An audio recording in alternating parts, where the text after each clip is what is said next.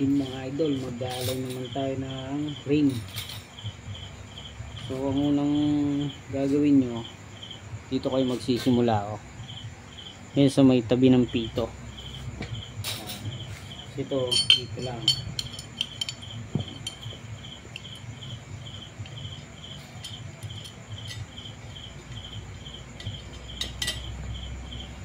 Tapos yung kasunod, kailangan may pagitan na isa.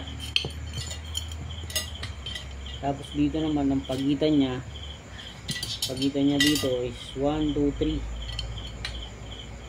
Yung pangapat, basta ang pagitan niya dito ay 3 dito. Bali 1, 2, 3, 4, 5. Lalagay kayo ito.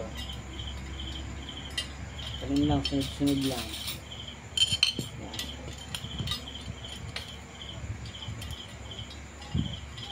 Pagitan na isa, pagitan na 3. Yun lang. Tapos ang size na ito, pang wig 181 or 184 or 185 yung size ng rayos. Sa harap ng wig, sa rem, yun yung mga size nya.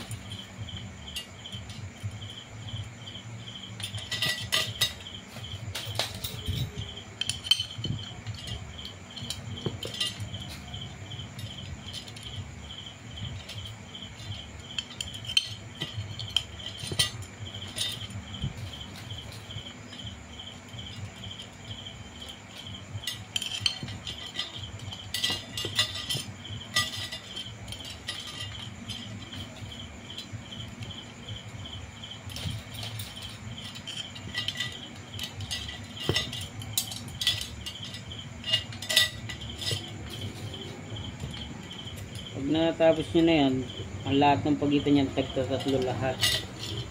Tapos ganyan nyo. Pesto nyo na. Kasi baliktad nyo na. Yan.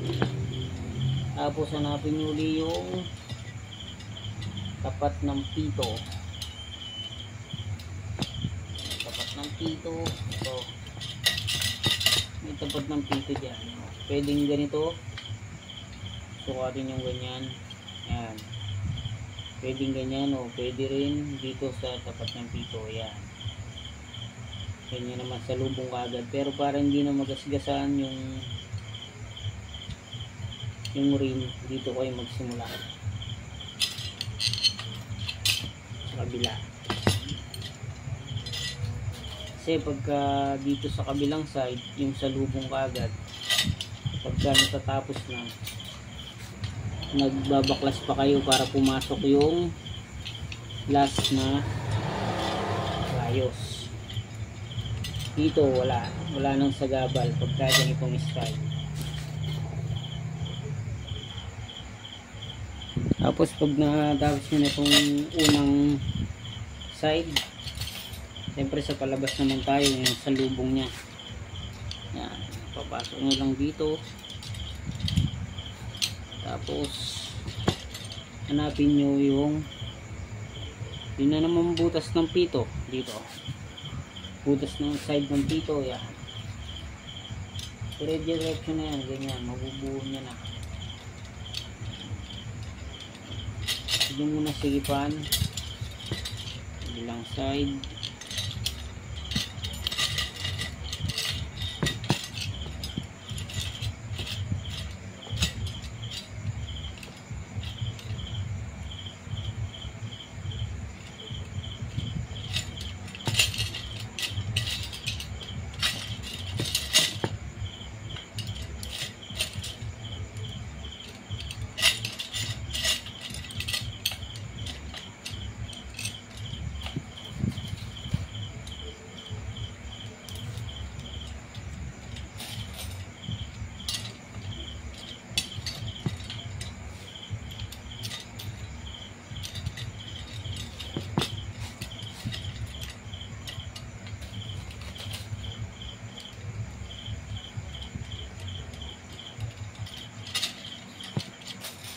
Practice lang ng practice para ma-perfect.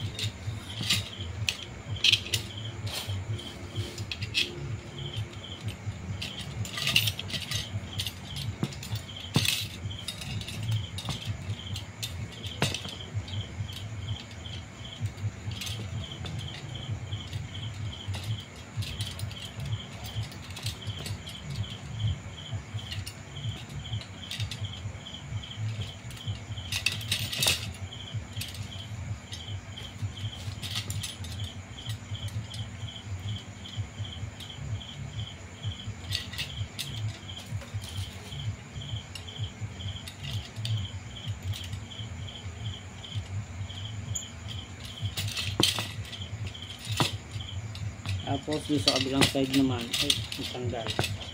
Sandali. Wala pa palang nipple.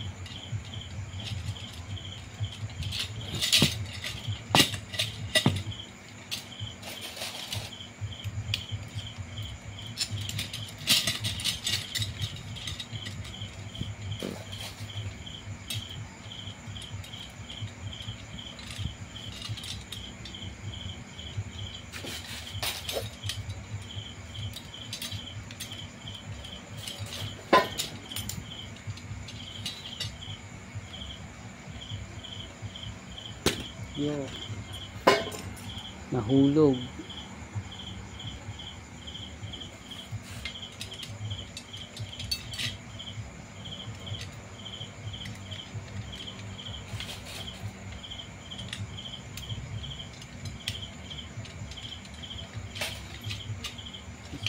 Pagka nabuo nyo na siya sa unang layer, dire-diretso na yun, hindi nyo na kayo kayang iligaw.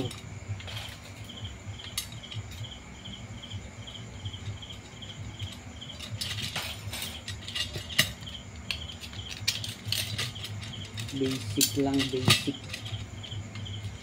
Kasi standard lang to.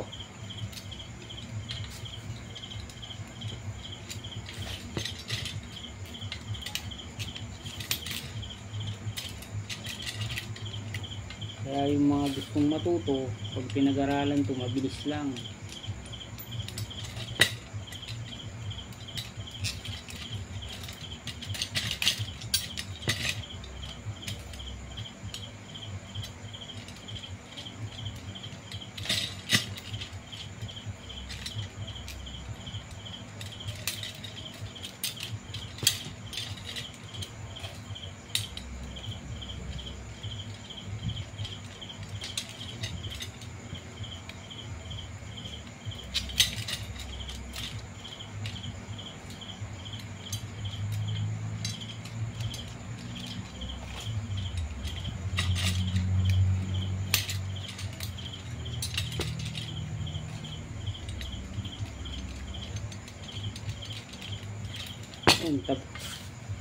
Tapos na ang ating pagkabit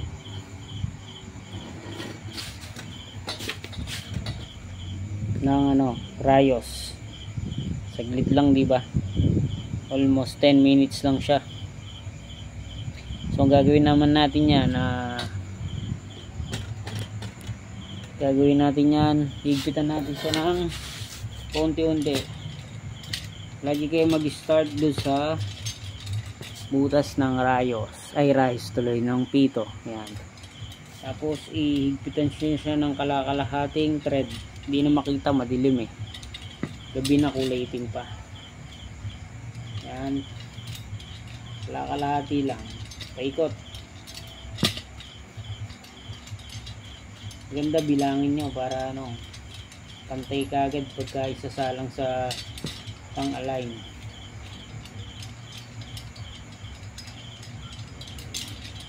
Yan lang, paikot.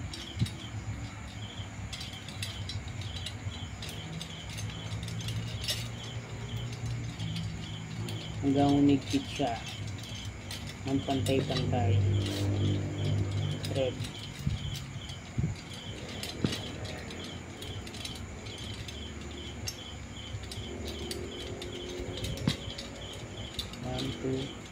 One, two. Ganun lang Ay, medyo pantay na siya. Tapos higpitan pa natin ulit. Nandito na tayo sa may butas ng pito. Ganun ulit. 1, 2. 1, 2. 1, 2. 1, 2. 1, 2. 1, 2. 1, 2. Ganda, nagbibilang kayo ba? Pare-parehas.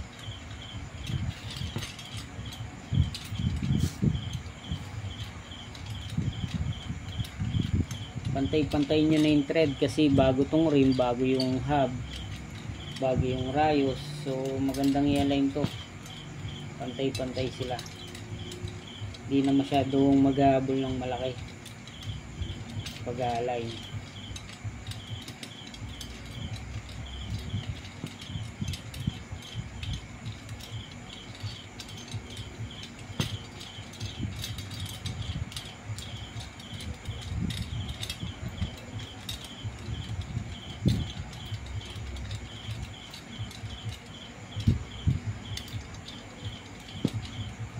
Tapos na natin yung pangalawang ikot. Oh. Pwede pang patatlo kasi medyo maluwag pa. Yung makikita nyo, ito na yung ano nyo, nakasalang na siya yan. Kita nyo ba? Dumikit siya dito. So ang ibig sabihin yan, maluwag siya dito. Ang gagawin nyo, yung sa side dito, left side, yun yung higpitan nyo para atake nyo papunta ron, dahan-dahan. Tapos katulad dito, sa right naman siya sa sayad. So dito naman kayo sa side ng to maghihigpit tatlong rayos na magkakatabi. Yun yung higpitan nyo. Ayan. So higpitan natin siya. Kung saan nakatapat sumasayad, dun kayo maghigpit. Bilang din kayo mga 3 higpit, 1, 2, 3, ganon. Tapos dito na naman 1, 2, 3, 1, 2, 3, 1, 2, 3. Tapos dito sa right side ganun lang, 1, 2, 1, 2, 1, 2, 3, 1, 1, bali 3. Ano, kita nyo lumayo na siya pero may gewang pa rin.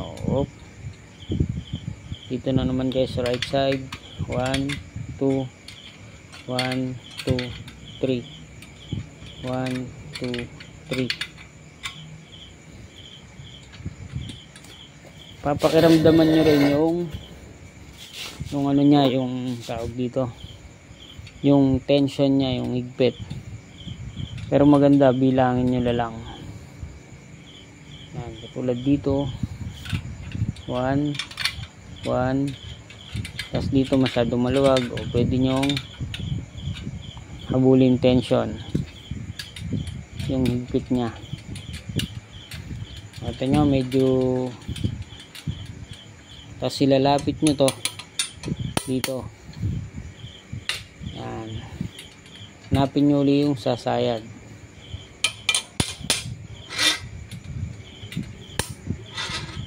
So sumasayad na naman siya sa kanan, higpit ulit tayo dyan.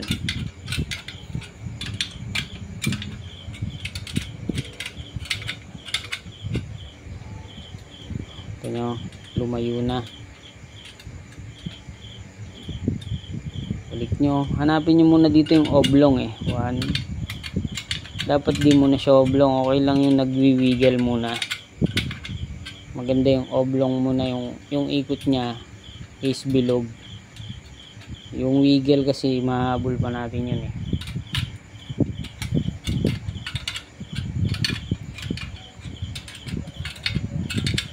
Yung oblong ang mahirap habulin.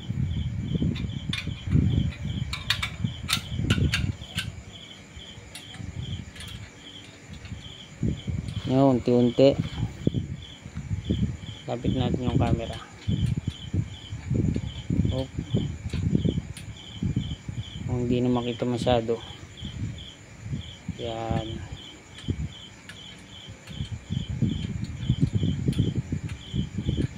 Tulak nyo dito, dikit nyo, natin yung sasayad.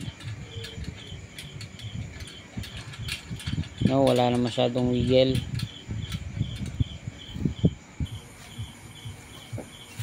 Sa pag-align pala, hindi lang puro higpit, kailangan may paluwag din. Kasi pag nasobra na sa higpit, hindi na siya mahabol, so kailangan niluwagan.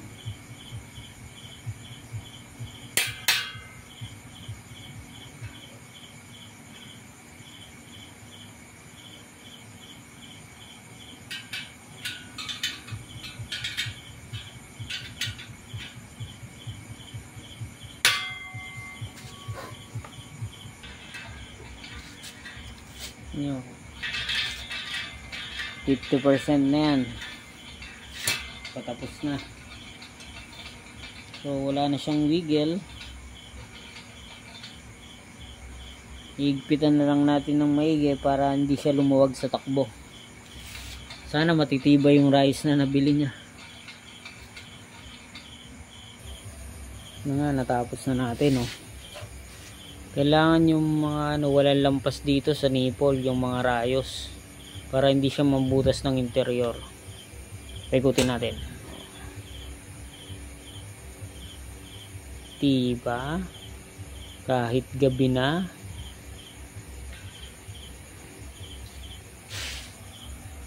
all goods.